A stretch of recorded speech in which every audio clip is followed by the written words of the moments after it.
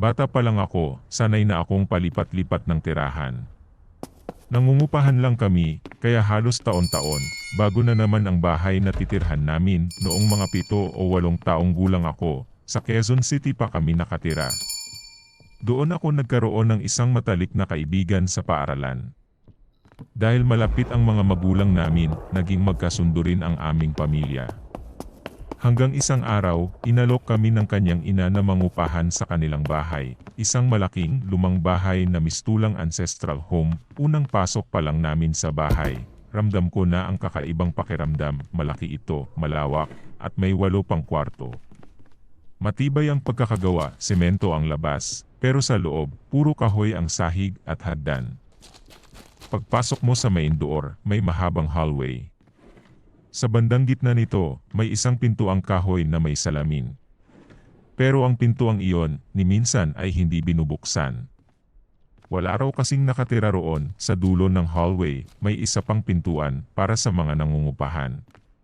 Sa kaliwa naman, naroon ang hagdan paakyat sa ikalawang palapag. Doon kami umupa, sa itaas, sa isang malaking kwarto. Siyempre, bilang bata, tuwang-tuwa ako.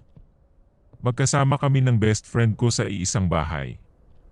Sabay kaming papasok sa eskwela, sabay magmimerienda, at sabay ding maglalaro tuwing hapon. Pero hindi nagtagal, may isang bagay na nagpabago sa lahat. Hindi ko alam kung ilang buwan na kami sa bahay nang una kong silipin ang misteryosong pintuan sa hallway. Dumikit ako sa salamin. Sinubukan kong silipin ang loob, madilim. Alikabok. At tila may mga lumang gamit sa loob. Mula noon, nagsimula na akong managinip ng isang matandang babae. Sa panaginip ko, nakatayo siya sa loob ng kwartong iyon. Maputi ang kanyang buhok, kulot, at mahaba. Ang kanyang mga mata, itim na itim, para bang walang puti.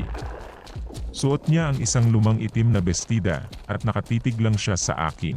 Hindi siya gumagalaw. Hindi siya nagsasalita, pero ramdam ko ang matinding takot. Tuwing gigising ako, pawis na pawis ako, halos hindi makahinga, paulit-ulit siyang bumabalik sa panaginip ko.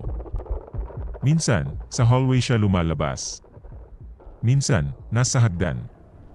At may pagkakataong may kasama pang tunog ng kadena, mahina, pero ramdam ko ang bigat nito sa bawat paghila, sa bawat panaginip. Palapit siya ng palapit. Dahil sa takot, hindi na ako nagpapaiwan mag-isa sa kahit saang sulok ng bahay. Ayokong dumaan sa hallway na yon ng mag-isa.